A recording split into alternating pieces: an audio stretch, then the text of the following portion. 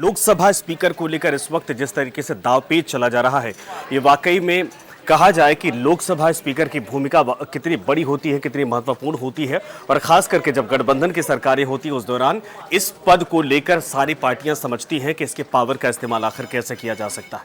और यही कारण है कि इस वक्त कहा जा रहा है कि टीडीपी की तरफ से भी इस पद को मांगा जा रहा है, जेडीयू की तरफ से मांगा जा रहा है, भारतीय जनता पार्टी अपने पास रखना चाहती है, ओम बिरला को रिपीट करना चाहती है। लेकिन इन सब के अलावा एक और है कि डिप्टी स्पीकर का पद पिछले 5 साल के दौरान, यानी जब 17वीं लोकसभा चल रही थी, तब आपने इसका जिक्र नहीं सुना होगा, क्योंकि भारतीय जनता पार्टी ने ये पद किसी को दिया ही नहीं था। और इसके पहले जितनी लोकसभा थी उनमें दरअसल डिप्टी स्पीकर का पद विपक्ष को दिया जाता था, जिससे एक पावर बैलेंस होती थी। ये परंपरा रही संवैधानिक तौर पर, लेकिन पिछली बार नहीं था। और इस बार अब इस पद को लेकर घमासान मचा हुआ है। ये कहा जा रहा है इंडिया अलायंस की तरफ से कि अगर डिप्टी स्पीकर का पद हमें नहीं मिला तो लोकसभा स्पीकर पद के लिए हम अपने प्रत्याशी उतार सकते हैं। इसी को लेकर चर्चा करेंगे, मंथन करेंगे। मेरे साथ मेरे सहयोगी जुड़ रहे हैं। आप अपना नाम बताइए, इंट्रोडक्शन करवाइए, फिर इस पर चलते हैं। मेरा नाम अपूर्व है और मैं न्यूज़ नेशन में आप लोगों के साथ हूँ। टॉपिक आज का जरा वो समझते हैं, उस पर चर्चा करेंगे कि स्पीकर और डिप्टी स्पीकर पद, विपक्ष कह रहा है कि डिप्टी स्पीकर का पद हमें मिलना चाहिए, नहीं मिला तो हम स्पीकर पद के एक ओपोनेंट पे हम अपना भी प्रत्याशी खड़ा करेंगे। इसको आप कैसे देखते हैं?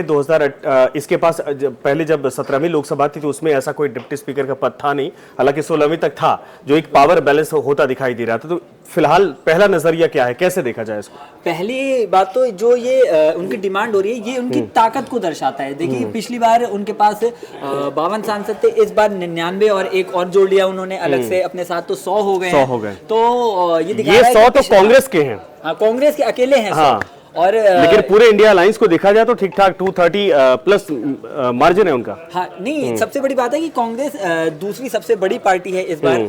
अगर हम देखें तो सेकंड लार्जेस्ट पार्टी है, तो एक मजबूत स्थिति में है। और अपने जो INDIA अलायंस है उसको देख लिया जाए तो बीजेपी से बहुत पीछे नहीं है। तो ये जो ताकत बढ़ी है उसी ताकत को दर्शा रहा है कि वो खुलकर डिमांड कर रहे हैं। पिछली बार डिप्टी स्पीकर नहीं मिला उन्हें पद, उन्होंने कोई डिमांड भी नहीं की, कुछ कह भी नहीं पाए, क्योंकि उस पोजीशन में वो नहीं थे। वो जो एक विपक्ष की भूमिका होती है संवैधानिक तौर पे, जो विपक्ष का जो कद होता है 10% सांसद होने चाहिए, वो 10% पे भी नहीं थे। हाँ, 55 से कम थे, कम से कम 55 होने चाहिए। तो इस बार उनके पास प्रॉपर सांसद हैं, उनके पास ताकत बढ़ गई है, तो इसलिए वो शो कर रहे हैं कि देखो हम आपसे कम नहीं है। तो ये जो डिमांड है वो सिर्फ ऐसा नहीं है कि वो डिप्टी स्पीकर पद चाहते हैं, वो पूरे देश में ये शो भी कर रहे हैं अपनी पावर को कि देखिए हम हार बेशक गए हैं, लेकिन लोकसभा के अंदर हमारी पावर कम नहीं है। अगर डिप्टी स्पीकर का पद बीजेपी की तरफ से ऑफर नहीं किया जाता है और प्रत्याशी उतारा जाता है, तो फिर सिचुएशन क्या पैदा हो सकती है? क्या ओम बिरला दोबारा रिपीट किए जाने की स्थिति में रहेंगे, या फिर बीजेपी चाहेगी नहीं कि वाकई में जो कुर्सी है स्पीकर की उसके पावर को डिवाइड किया जा सके? अगर ओम बिरला साहब या जो भी स्पीकर बनता है वो नहीं होता है तो जाहिर सी बात है उस दौरान पूरे सदन को डिप्टी स्पीकर ही चलाता है।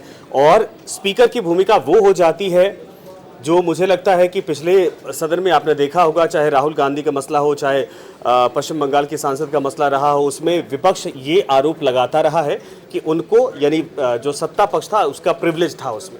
हाँ, नहीं, ये आरोप पिछली लोकसभा में हमने देखा कई बार लगा है। और इस बार भी जो घमासान मचा है स्पीकर पद के लिए, वो इसीलिए मचा है क्योंकि इस समय देखिए जेडीयू और टीडीपी वो भी ये चाह रहे हैं कि कहीं ना कहीं से स्पीकर पद उन्हें मिल जाए। हालांकि इतना आसान नहीं होगा। इस समय बीजेपी अकेले इतनी शक्तिशाली जरूर है कि वो स्पीकर पद अपने पास रखेगी। इसको ऐसे समझा जाए ना, 3 खाने में स्पीकर पद एक तरह से भारतीय जनता पार्टी अपने पास रखना चाहती है, जेडीयू टीडीपी की तरफ से कहा जा रहा है कि हमें भी दीजिए, हमारी तरफ से होना चाहिए। और विपक्ष कह रहा है कि भाई अगर स्पीकर पद पे आप चाहते हैं कि फेयर तरीके से एक तरफा आपकी बातें सुनी जाए तो डिप्टी स्पीकर हमें दीजिए।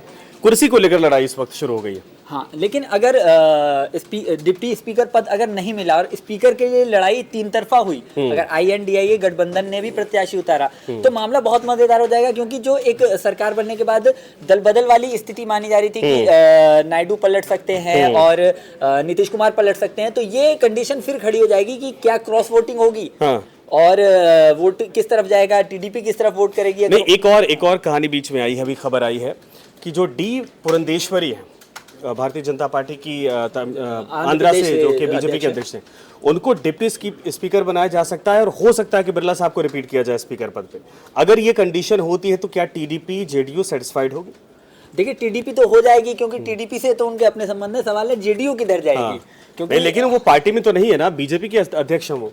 हाँ नहीं, बीजेपी अध्यक्ष हैं, लेकिन टीडीपी फिर भी सेटिस्फाई हो सकती है। देखिए टीडीपी से उनके नायडू से अच्छे संबंध हैं, उनके पारिवारिक संबंध हैं, तो ऐसे में किसी तरह ये पुरंदेश्वरी वाला जो दांव है वो इसलिए हो सकता है ताकि बीजेपी का नेता भी रहे, टीडीपी भी सेटिस्फाई रहे। तो टीडीपी को मतलब एक ऐसा चेहरा उन्होंने आगे ला सकते हैं जिससे मतलब ये भी रहे कि हाँ बीजेपी का भी चेहरा है और वो टीडीपी को भी सेटिस्फाई कर रहा है। जेडीयू का क्या होगा फिर? हाँ, ये जेडीयू के लिए परेशानी हो जाएगी, क्योंकि अगर टीडीपी बीजेपी के फेवर में जाती है तो जेडीयू के लिए अकेले कुछ भी कर पाना बहुत मुश्किल होगा। क्योंकि अकेले फिर अगर ये सवाल खड़ा होगा कि यार नीतीश कुमार इसके लिए INDIA गठबंधन अलायंस से डील कर सकते हैं, अंदर खाते कोई नहीं कोई क्रॉस वोटिंग है, इस तरह की बात हो सकती है। तो इसकी आशंका जरूर पैदा हो जाएगी, होगा या नहीं होगा ये तो समय बताएगा। वो तो जेडीयू का मसला है, लेकिन अगर इंडिया अलायंस प्रत्याशी उतारता है तो क्या बीजेपी के लिए इतना आसान होगा कि वो अपने पसंदीदा उम्मीदवार को स्पीकर बना सके?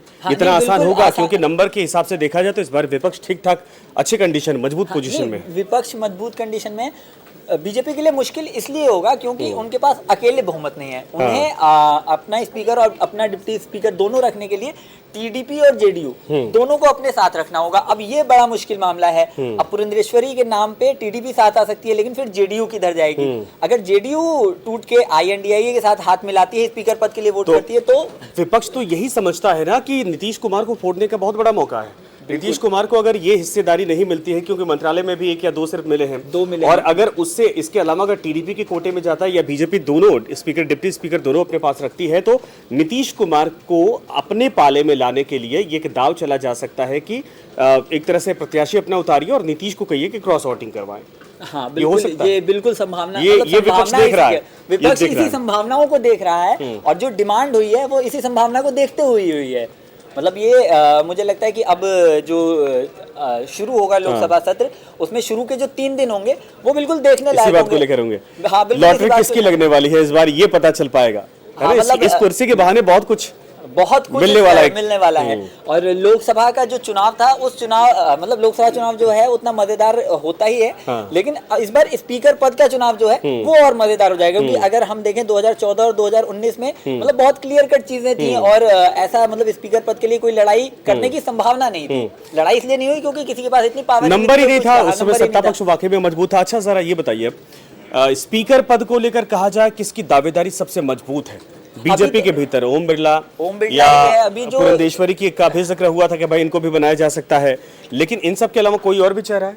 नहीं, अभी जो चीजें निकल के आ रही हैं, अभी तो ओम बिरला का ही चेहरा है। पुरंदेश्वरी का नाम आ जरूर रहा है सामने, लेकिन अभी खुल के कोई कुछ नहीं बोल रहा है। लेकिन हाँ, जब आप टीडीपी से उनके संबंधों को देखते हैं और बीजेपी में उनकी जो पोजीशन है वो देखते हैं, उसे देख के लगता है कि हाँ उनके हाथ में काफी संभावनाएं हैं। पिछली बार जेडीयू की तरफ से राज्यसभा के उपसभापति भी बनाए गए थे, जेडीयू कोटे से थे, तो कहीं ऐसा तो नहीं कि सडन इस तरीके का नाम आए जो जेडीयू को खुश करने के लिए और 5 साल के लिए पूरा फिक्स करने के लिए एक जिम्मेदारी उनको दी जाए, एक पद दिया जाए?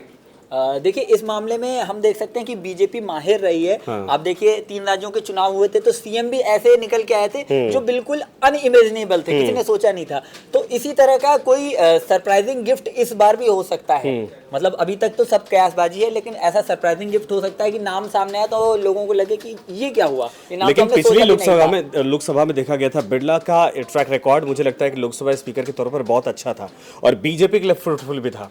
तो हो सकता है कि अगर ये खींचतान ना हो तो ओम बिरला के लिए एक बार फिर से मौका है कुर्सी संभालने का। नहीं देखिए, ओम बिरला के लिए बीजेपी जरूर चाहेगी, लेकिन INDIA अलायंस बिल्कुल नहीं चाहेगा कि ओम बिरला दोबारा आए, क्योंकि उनके लिए वो बिल्कुल फ्रूटफुल नहीं थे। तो ये तो अब जैसे ही लोकसभा सत्र शुरू होगा तब पता चलेगा कि क्या स्थिति बनती है। 24 जून या 25 जून तारीख क्या है लोकसभा? 24 जून ना। तो चलिए 24 जून का इंतजार करिए। खैर अभी तो चर्चा इस बात को लेकर हो रही कि अगर विपक्ष उम्मीदवार उतारता है तो क्या होगा, क्या वाकई में क्रॉस वोटिंग को लेकर जो विपक्ष संभावना तलाश रहा है वो होता दिखाई देगा, या फिर भारतीय जनता पार्टी का जो मैनेजमेंट स्किल कही जाती है वो वाकई में बड़ी मजबूत होती है, तीनों पार्टियों को साथ ले और फिर विपक्ष के पास या तो डिप्टी स्पीकर का पद मिल जाएगा वरना कुछ हाथ में नहीं आएगा। इसका इंतजार करिए, तभी पता चलेगा जब सदन के भीतर वो 2-3 दिन जो गर्माहट होगी और किसकी तरफ वोटिंग का पलड़ा भारी पड़ता है, ये बात साफ हो जाएगी।